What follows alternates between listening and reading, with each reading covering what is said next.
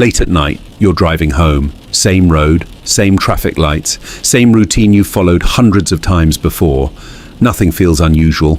Then, for a fraction of a second, everything changes. Headlights appear where they shouldn't be. A truck drifts across the center line. It's too close, far too close. Your brain begins calculating possibilities faster than conscious thought can keep up. Brake, turn, impact. None of them seem fast enough. For one impossible instant, a single thought cuts through the panic. This is how it ends. And then, you're still here, still breathing, still listening. The crash never happened. At least that's how you remember it. But according to one of the strangest ideas ever proposed in modern physics, another version of that moment may exist. A version where the truck never swerved back. A version where the impact happened exactly as expected. A version where your story ended on that road.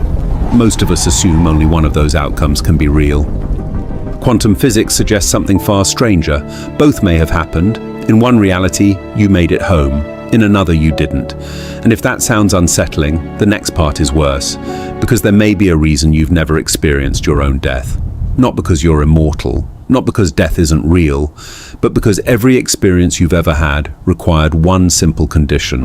You had to survive long enough to experience it. That idea leads to a possibility so bizarre that many physicists refuse to take it seriously. A possibility hidden inside the mathematics of quantum mechanics itself.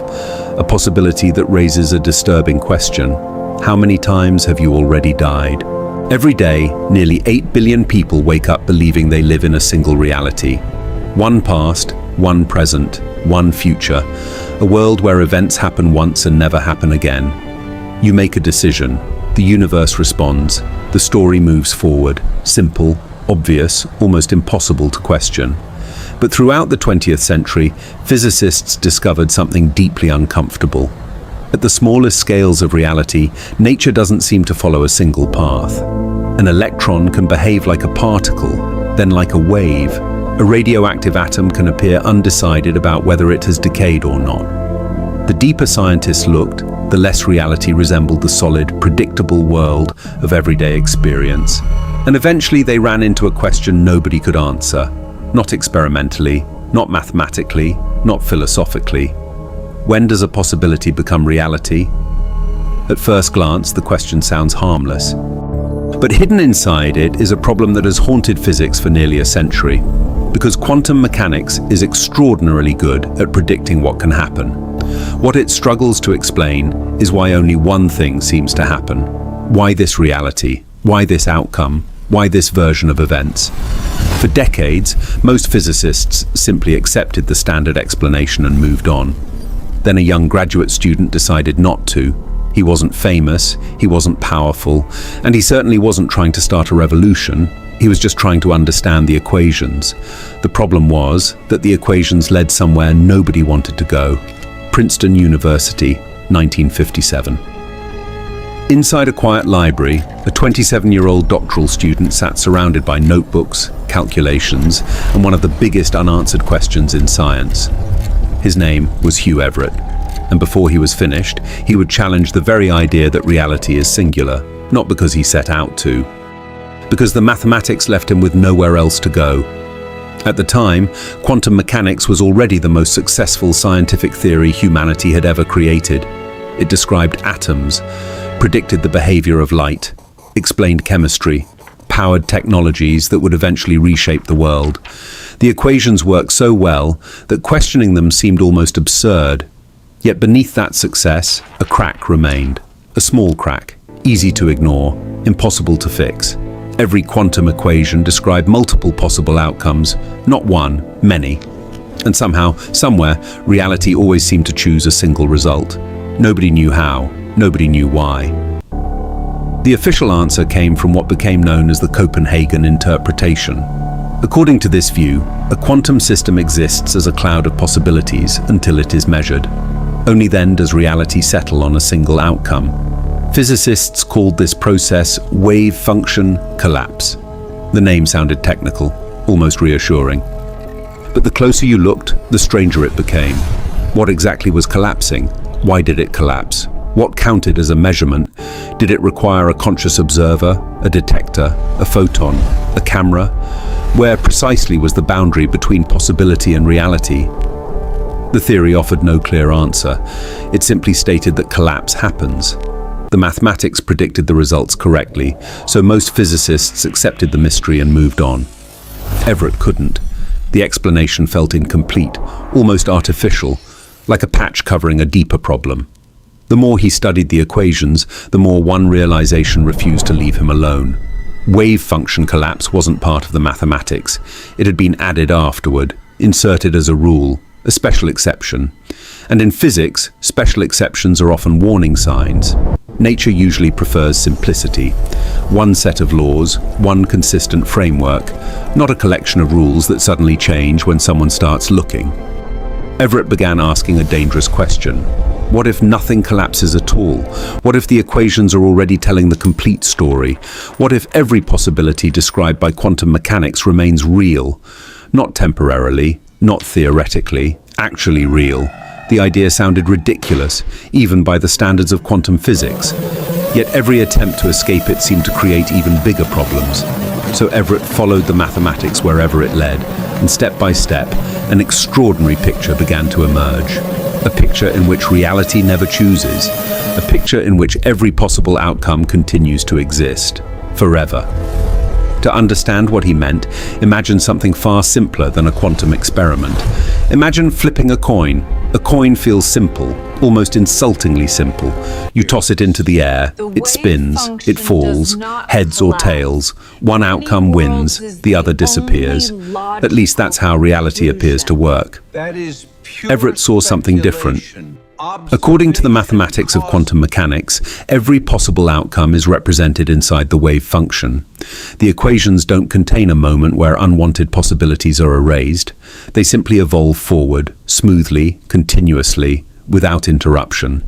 If the equations are taken literally, both outcomes remain part of reality. Not one, both. The implication was astonishing. When a coin lands heads, a version of reality exists where heads appeared.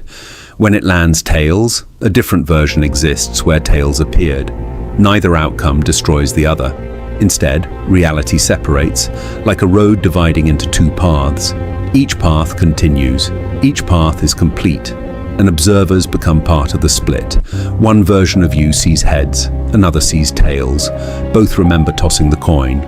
Both believe they are the original. Both are equally convinced they inhabit the real world, and neither can ever communicate with the other again. The separation is absolute. The boundary. Not because an invisible wall stands between them, because from that moment forward, they exist in different histories, different futures, different realities. Today, this idea is known as the many worlds interpretation. The name sounds like science fiction, the kind of concept you'd expect to find in a movie about parallel universes. But Everett wasn't trying to invent parallel worlds. That part is often misunderstood. His goal was actually the opposite. He was trying to remove an unnecessary assumption, the collapse of the wave function. The many worlds appeared as a consequence, not as an invention, not as an extra feature, as the price of taking quantum mechanics seriously. And that price was enormous, because if Everett was right, reality wasn't a single story unfolding through time. It was a constantly branching structure, an unimaginable network of possibilities. Every choice, every interaction, every quantum event, generating new versions of reality, new versions of history, new versions of you. Most physicists found the idea absurd. Some found it offensive. Others thought it crossed the line between science and philosophy. One critic compared it to multiplying worlds simply to avoid solving a problem. Another called it metaphysical excess dressed up as mathematics. The strongest resistance came from the old guard of quantum physics, scientists who had spent decades defending the Copenhagen interpretation. Among them was one of the most influential physicists alive, Niels Bohr, the man whose ideas shaped an entire generation, and he had no interest in abandoning them. When Everett's work reached him, the reaction was brutal.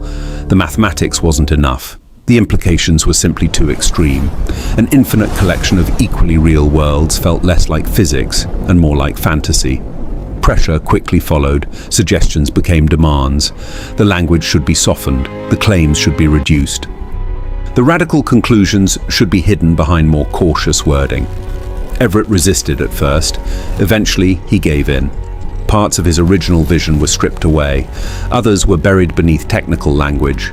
By the time the dissertation was published, much of its revolutionary force had been diluted. Then something even stranger happened. The man who may have changed our understanding of reality walked away from physics entirely. Just as his theory entered the world, its creator disappeared from it. For a while, it looked as though the story was over. A controversial dissertation, a handful of supporters, a much larger number of critics. Then, silence. Years passed. Physics moved on. New discoveries appeared. New experiments were performed. And Hugh Everett's idea slowly drifted toward obscurity. Had history ended there, few people would remember his name today. But reality had a way of keeping the question alive. Because despite all its success, quantum mechanics still carried the same unresolved mystery. Nobody could explain what actually happened during a measurement. The equations remained flawless. The interpretation remained deeply uncomfortable. And the more physicists tried to avoid the problem, the more obvious it became. The collapse of the wave function wasn't a solution. It was a label, a description of what appeared to happen, not an explanation of why it happened. Eventually, a new generation of researchers began revisiting ideas that had once been dismissed. Among the forgotten papers sitting in university archives was Everett's original work. When physicists looked at it again, something surprising happened. The theory had aged remarkably well. Many of the objections that once seemed devastating now looked less convincing.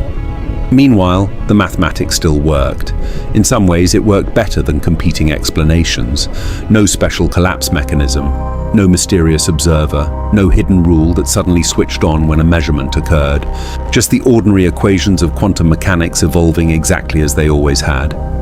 Interest slowly returned, not because scientists suddenly believed in parallel universes, because they still couldn't find a better answer.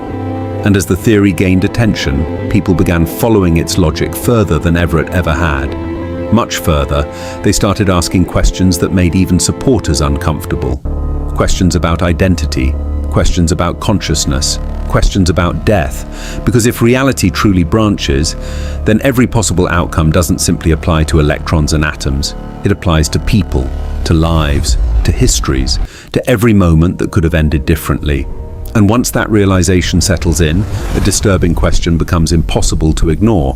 What happens when one version of you survives and another doesn't? The answer leads directly to one of the most famous thought experiments in the history of science, an experiment involving a box, a radioactive atom, and a cat that was never supposed to become famous. The cat was meant to expose a flaw in quantum mechanics.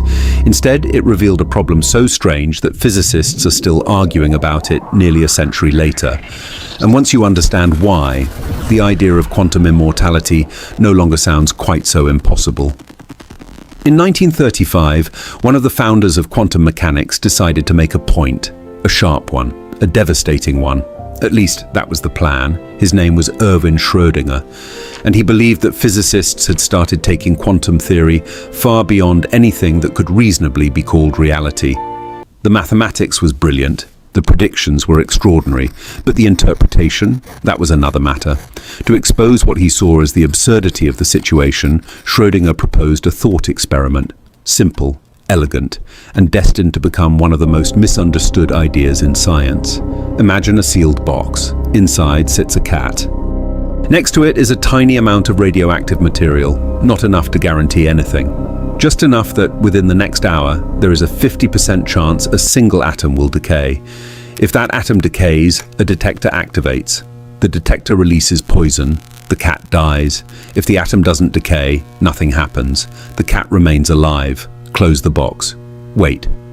Now answer a simple question. What happened to the cat? At first, the answer seems obvious. The cat is either alive or dead. One of those outcomes occurred. We just don't know which one yet. That's how common sense sees the situation. Quantum mechanics sees something else entirely. According to the equations, before an observation takes place, the radioactive atom exists in a superposition of possible states, not decayed, not undecayed. Both possibilities remain part of the mathematical description, and if the atom remains in multiple possible states, then everything connected to it inherits that uncertainty, the detector. The poison, the cat. Taken literally, the mathematics describes a cat that is both alive and dead, simultaneously. Not half alive, not half dead. Both outcomes existing together within the same quantum description. Schrödinger thought this conclusion was ridiculous. That was the point. The experiment wasn't designed to defend quantum mechanics. It was designed to embarrass it. A reductio ad absurdum. A demonstration that something had gone wrong. Because surely reality couldn't function this way. Surely there had to be a moment when one outcome became real and the other vanished. But that immediately raised another problem. When exactly does that happen? The atom doesn't know it's being watched. The detector doesn't know. The poison doesn't know. The cat certainly doesn't know. So where does possibility end and reality begin? Does it happen when the detector records a result? When the box is opened? When light enters someone's eyes? When information reaches the brain? Or does consciousness itself somehow trigger the transition? Physicists had answers. The trouble was that none of them agreed, and the deeper they examined the question, the stranger it became. Because no one could point to a specific place where the mathematics stopped working and ordinary reality took over. The boundaries seemed to move depending on who was explaining it. For decades, most researchers learned to live with that discomfort. The calculations still worked. The predictions still matched experiments. The mystery could be ignored. Everett refused to ignore it. To him, the cat revealed something profound, not a flaw in quantum mechanics, a flaw in the explanation. What if the cat wasn't both alive and dead in a single world? What if there were two worlds? In one, the atom decayed. The poison was released. The cat died. In another, the atom remained stable. The poison stayed sealed. The cat survived. No contradiction, no magical collapse. No special moment where reality chose a winner. Both outcomes existed, each in its own branch of reality. Suddenly, the paradox vanished. The mathematics remained untouched. And for the first time, Schrödinger's cat stopped looking absurd. But solving one problem created a much larger one. Because the cat was never the real issue. The cat was only a placeholder, a stand-in for something far more important. Someone far more important. You. The moment the observer opens the box, the observer becomes part of the experiment, part of the branching, part of the story. And once that happens, a disturbing possibility appears. If there is a version of reality where the cat survives and another where it doesn't, what happens when the cat is replaced by a human being? What happens when the life hanging in the balance is your own? That question led physicists toward a thought experiment so controversial that even many supporters of the many worlds interpretation refused to discuss it. Not because the mathematics is difficult, because the implications are terrifying. The experiment became known as quantum suicide, and unlike Schrödinger's cat, this one places the observer directly in the crosshairs. The setup was brutally simple. A machine sits on a table. Every second it measures a single quantum event. Nothing more, no complicated calculations, no hidden tricks, just a measurement. If the result comes out one way, the machine produces a harmless click. If it comes out the other way, the experiment ends immediately. The odds are 50-50, exactly the kind of randomness quantum mechanics deals with every day.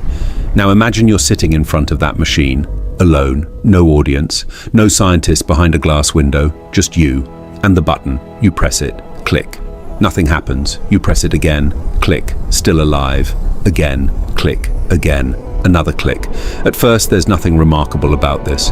People survive unlikely events all the time. Someone wins the lottery, someone walks away from a car crash, someone survives an illness doctors thought was fatal. Rare things happen every day, but eventually the numbers become difficult to ignore.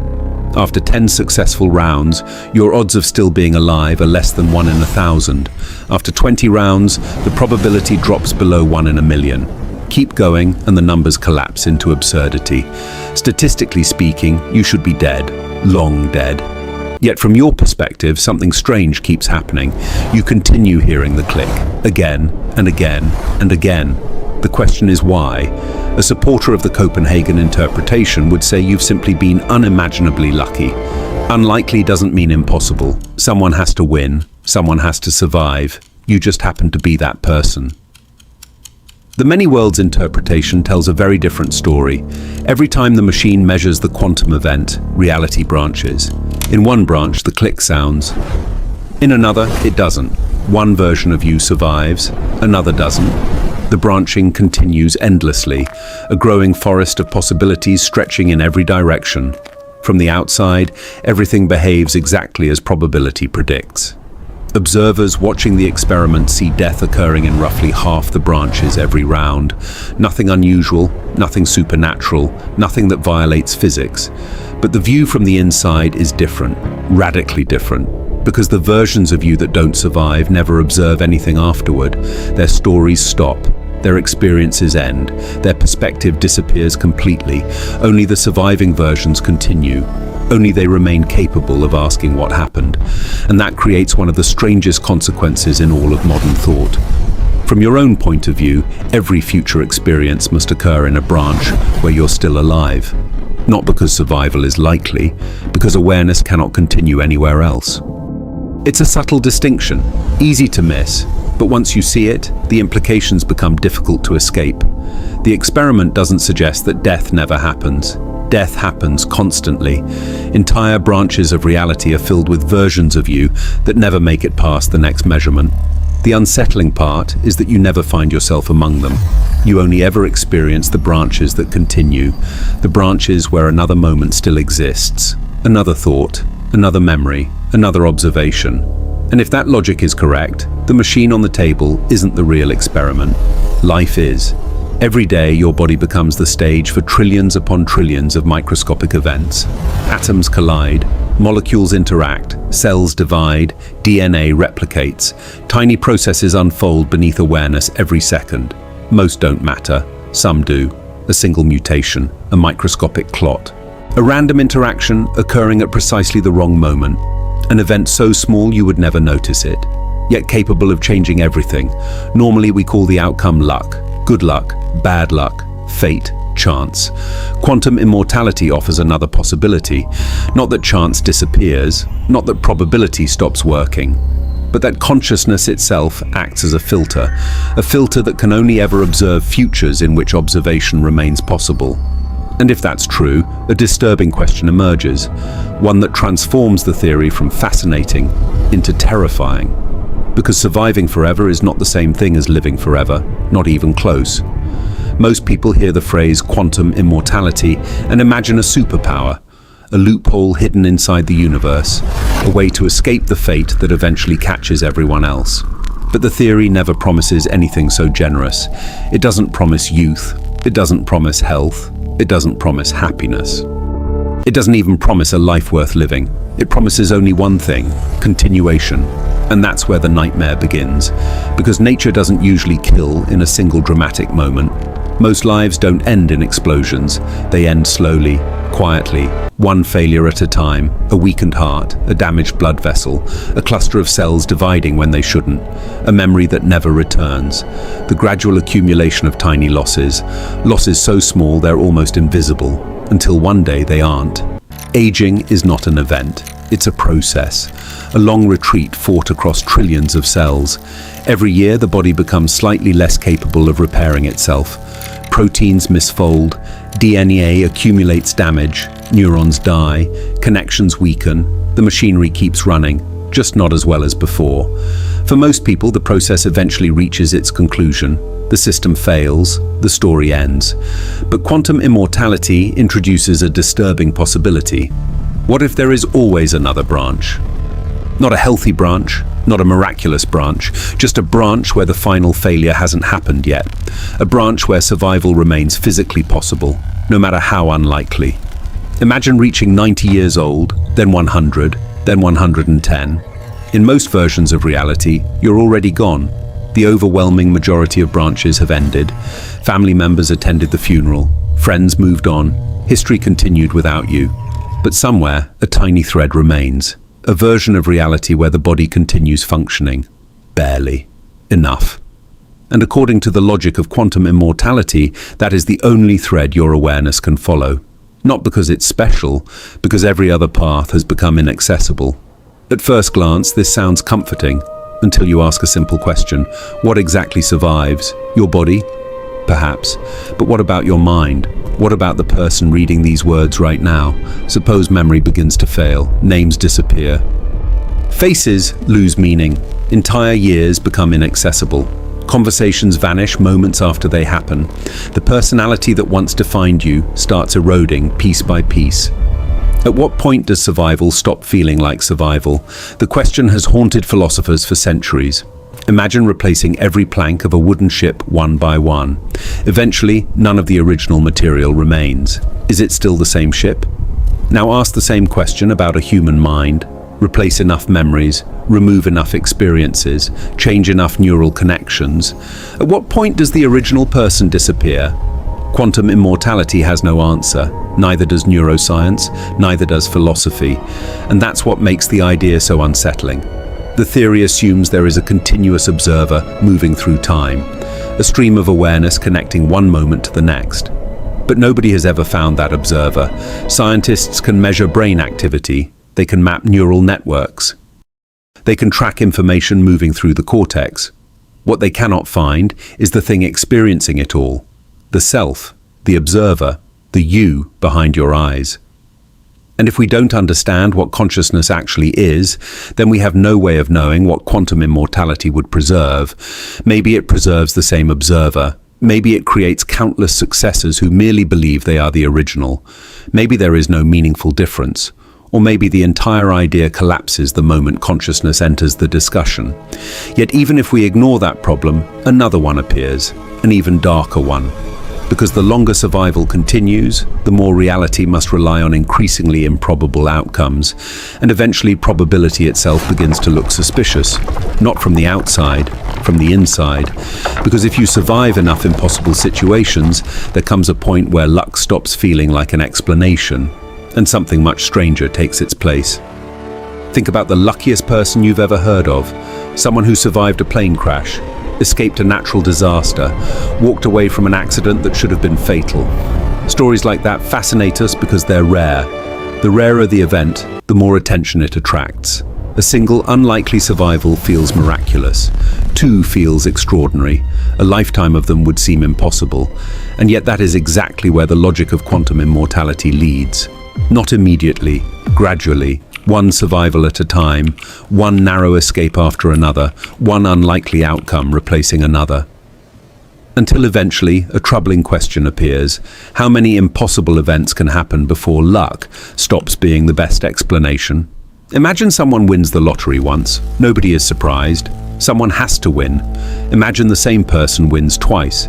People become curious. 10 times. Investigators get involved. 100 times. Nobody believes chance is responsible anymore. The explanation itself becomes less probable than the event.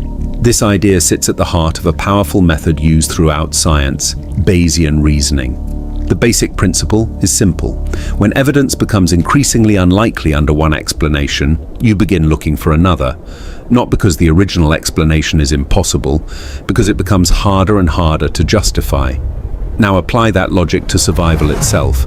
Suppose a person continues escaping situations that should have killed them. Again and again, year after year, decade after decade. Eventually they would be forced to ask a difficult question. Am I incredibly lucky, or is something else happening? Quantum immortality offers a disturbing answer. From the perspective of the observer, survival is not evidence of good fortune, it's a requirement. You can only find yourself in futures where you still exist. The futures where you don't survive contain nobody capable of asking questions, nobody capable of being surprised, nobody capable of noticing anything at all. That sounds harmless at first, almost obvious. Then the implications start spreading, because the theory suggests that every conscious observer experiences reality through an unavoidable filter. A filter that automatically removes every future where observation becomes impossible. And if that's true, something strange happens to probability. The observer's personal experience begins drifting toward increasingly unlikely outcomes, not because the universe is cheating, because awareness can only continue where awareness continues. Some philosophers took this idea to its logical extreme, and they didn't like where it led, because if your existence depends entirely on finding yourself in branches where you survive, then eventually you should begin encountering outcomes that look statistically absurd. Not merely unlikely, absurd. Events so improbable, they challenge your understanding of reality itself. A diagnosis that should have been fatal. A disaster survived against impossible odds. A coincidence so extraordinary it borders on fiction, again and again and again. At some point, another explanation starts competing for attention. An explanation many physicists consider even more disturbing than quantum immortality. The possibility that your experiences themselves cannot be trusted. Because if reality becomes sufficiently strange, there comes a point where a new question emerges. Not, why am I still alive? But how do I know any of this is real? And that question leads directly into one of the most unsettling ideas ever proposed in cosmology. An idea involving observers that should not exist. Observers that may never have lived at all, yet somehow wake up believing they did. Imagine waking up with complete memories of your childhood. You remember your first day at school, the house where you grew up, friends you haven't seen in years, embarrassing mistakes, personal victories. The countless small moments that make your life feel real. Now imagine none of it ever happened. Not 1 second, not one memory, not one experience. Imagine that every recollection in your mind appeared fully formed an instant ago. A complete life story, fabricated, detailed, convincing, indistinguishable from the real thing. It sounds absurd, like the premise of a science fiction novel. Yet under certain assumptions about the universe, physics arrives at a remarkably similar problem. The problem of the Boltzmann brain. The idea traces back to the 19th century physicist Ludwig Boltzmann. Boltzmann was trying to understand entropy, the tendency of systems to move from order toward disorder. A shattered glass doesn't spontaneously reassemble itself. A burned log doesn't become a tree again. Order dissolves. Chaos grows. That's the normal direction of reality. But given enough time, even extraordinarily unlikely events become possible. A deck of cards, shuffled randomly, could eventually return to its original order. Not likely, just possible. Now stretch that idea across unimaginable stretches of time, millions of years, billions, trillions, beyond any ordinary scale of human thought. In a sufficiently large universe, random fluctuations can produce astonishing things. A molecule, a rock, a planet, a star. Given enough opportunities, even extraordinarily complex structures might briefly emerge from chaos, including something far more unsettling. A conscious observer, a brain, complete with memories, thoughts, emotions, a sense of identity. An observer that suddenly appears, experiences a moment of awareness, and disappears again. No childhood, no history, no actual past, only the illusion of one. And here's where things become disturbing. In some cosmological models, a randomly fluctuated observer may be statistically more likely than an observer produced through billions of years of cosmic evolution. More likely than galaxies, more likely than planets, more likely than humanity, more likely than you, which creates a devastating problem. If those observers vastly outnumber ordinary observers, then statistically speaking, what should you conclude about yourself? That you're a normal human being living inside a real universe, or that you're a temporary fluctuation carrying false memories? Physicists hate this conclusion, not because it's mathematically impossible, because it undermines the foundation of reasoning itself. If your memories cannot be trusted, then neither can the arguments that led you there. The entire structure collapses, and yet the problem refuses to go away, because it emerges naturally whenever cosmology, probability, and observation collide. The connection to quantum immortality is subtle, but important. Both ideas expose the same weakness. Neither is really about death, neither is really about parallel universes. Both are ultimately about observers. About the strange fact that reality is always experienced from the inside, from a particular point of view, your point of view. The more physicists examined these questions, the more they encountered the same obstacle, again and again. No matter where the investigation began, it always seemed to end in the same place. Consciousness, the one thing every observer possesses, the one thing nobody fully understands. Because before we can ask whether consciousness survives death, we have to answer a far more difficult question: what consciousness actually is. Every person has experienced it, not death. Consciousness, the strange, undeniable fact that there is something it feels like to be you. You see the world through your own eyes, you hear your own thoughts, you carry an uninterrupted sense of being someone, a self, an observer, a point of view moving through time. The experience feels so natural that most people never question it. Yet when scientists try to explain where that experience comes from, the mystery deepens almost immediately. Neuroscience has mapped entire regions of the brain. Researchers can observe neurons firing, track information moving between networks, measure electrical activity with extraordinary precision. They can even predict certain decisions before people become consciously aware of making them. And still, the central mystery remains untouched. How does physical matter create subjective experience? Why should billions of neurons exchanging chemical signals produce awareness at all? Why isn't the brain merely processing information in darkness, like a computer? Why does experience exist? No one knows. Some scientists believe consciousness emerges naturally from sufficiently complex information processing. Others argue that something fundamental is still missing. A few suspect that consciousness may be far stranger than our current models allow. What everyone agrees on is simple. We do not have an answer, and that uncertainty creates a serious problem for quantum immortality, because the entire theory quietly depends on a hidden assumption. The assumption that there is a continuous observer moving from one moment to the next. A thread connecting the child you once were to the person reading these words now. A thread capable of continuing into the future. But is there really such a thread, or does it merely feel that way? Consider a simple thought experiment. Imagine an exact copy of you appears right now, not a similar copy, a perfect one. Every memory identical, every belief identical, every scar, every fear, every dream, down to the last atom. The copy opens its eyes and immediately claims to be you. And from its perspective, that claim is completely true. It remembers your childhood. It remembers yesterday. It remembers beginning this sentence. It possesses the same sense of identity you do, the same certainty, the same awareness. So which one is actually you? The original? The copy? Both? Neither? There is no answer everyone agrees on, and that becomes a major problem once reality begins branching, because the many worlds interpretation effectively creates new versions of observers every time a branching event occurs. At first, the differences are microscopic. One version sees one outcome, another sees a different one, but both remember the same past. Both believe they are the continuation. Both experience reality from the inside. The question is unavoidable. When the branching happens, does consciousness divide as well? Does it continue in every branch? Does it continue in only one? Or is the entire question based on a misunderstanding of what consciousness actually is? Nobody knows.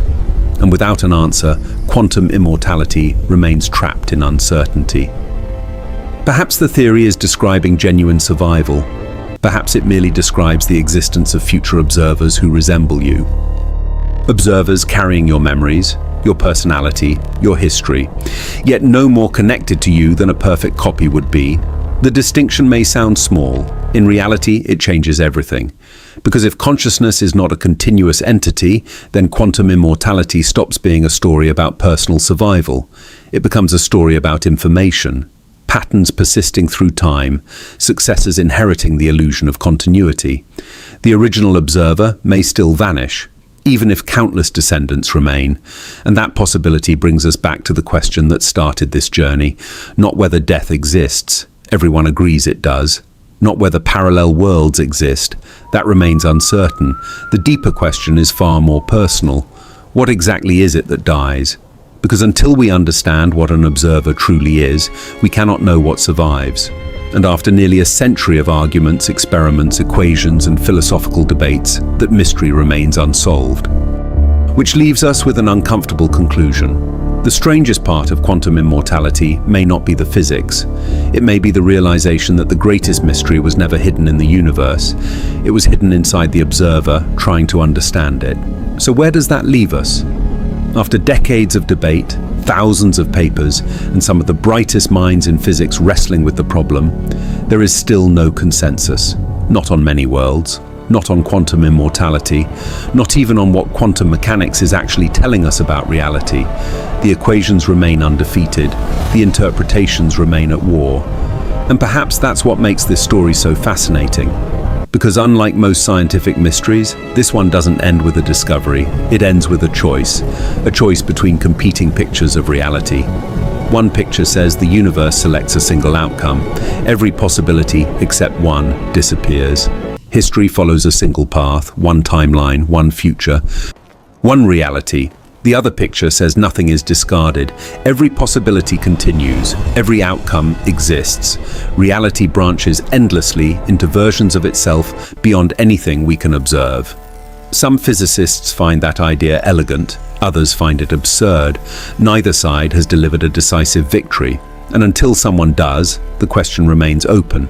But quantum immortality takes that open question and pushes it to its absolute limit. It asks what happens when the observer becomes part of the equation. What happens when survival itself becomes a filter? What happens when consciousness can only ever find itself in futures where consciousness still exists? The result is not a theory most scientists accept, nor is it one most scientists completely dismiss. Instead, it occupies a strange territory between physics, philosophy, and probability, a place where mathematics can take you much further than evidence, a place where logic remains intact while certainty disappears. And perhaps that's exactly why the idea refuses to die, because hidden beneath the discussion of quantum mechanics lies something far older, something deeply human, the fear of non-existence. For thousands of years, every civilization has told stories about what comes after death. Heavens, reincarnation, spirits, afterlives, different answers to the same question. Quantum immortality is unusual because it doesn't emerge from religion or mythology. It emerges from equations, from an attempt to understand the behavior of particles smaller than atoms. Yet somehow those equations lead back to the oldest mystery of all. What happens to the observer when the observation ends? No experiment has answered that question, no theory has settled it, and perhaps no theory ever will, because there may be a limit beyond which science cannot follow, a boundary where objective measurement collides with subjective experience, where data ends and awareness begins. And if such a boundary exists, quantum immortality may be standing directly on it. Perhaps the theory is wrong, perhaps there is only one universe, one timeline, one life. Perhaps death arrives exactly once and never leaves room for a second attempt. Most scientists would consider that the safest assumption. But if Everett was right, if reality truly branches, if every possible outcome continues somewhere, then there may exist versions of you living lives radically different from your own. Versions who made different decisions, took different paths, missed different opportunities, avoided different disasters, versions who never reached this moment, and versions who did. The strange thing is that every one of those versions would feel exactly the same certainty you feel right now. Each would believe they are the original. Each would remember the same past. Each would call themselves you, and none of them would ever know about the others. Which means that after all the mathematics, all the philosophy and all the speculation, we arrive back where we started. Not with an answer, with a question, a simple one. Perhaps the most unsettling question in the entire story. If there are countless versions of you scattered across an endless branching reality, which one is actually you, and how would you ever know? Let's return to that road, late at night. A pair of headlights cutting through the darkness, a truck drifting across the center line, a moment that should have changed everything. Somewhere, perhaps it did. Perhaps there is a version of reality where the impact happened, a version where the story ended before it ever reached this point. A version that never heard these words, never asked these questions, never wondered about consciousness, probability, or the nature of existence. And somewhere else, the story continued. Not because fate intervened, not because the universe chose a favorite, simply because that was one of the possible outcomes, one branch among countless others. The strange thing is that every observer finds themselves in a branch that continues. Every observer remembers surviving every event they survived. Every observer experiences only the reality available to them. From the inside, existence always feels inevitable. Looking backward, life appears as an unbroken chain of moments leading to the present. But perhaps that's an illusion created by survival itself. A story written by the fact that you're still here to read it, still here to question it, still here to wonder. Quantum immortality may be wrong. Many physicists believe it is. The many worlds interpretation may be wrong. Perhaps reality is far simpler than any of these ideas suggest. But even if every part of the theory turns out to be false, one mystery remains. The mystery that inspired it in the first place. The mystery of the observer. The mystery of why there is an experience happening behind your eyes right now. Why there is a universe being witnessed at all. And why, out of every possible perspective that could exist, this is the one you experience. Perhaps that question is deeper than quantum mechanics, deeper than cosmology, deeper than physics itself. Because long before we understand what happens after death, we may first need to understand what it means to be alive. And until then, the strangest thing in the universe may not be parallel worlds, or infinite realities, or quantum immortality. It may be the fact that, against impossible odds, there is an observer here at all, and that observer is you.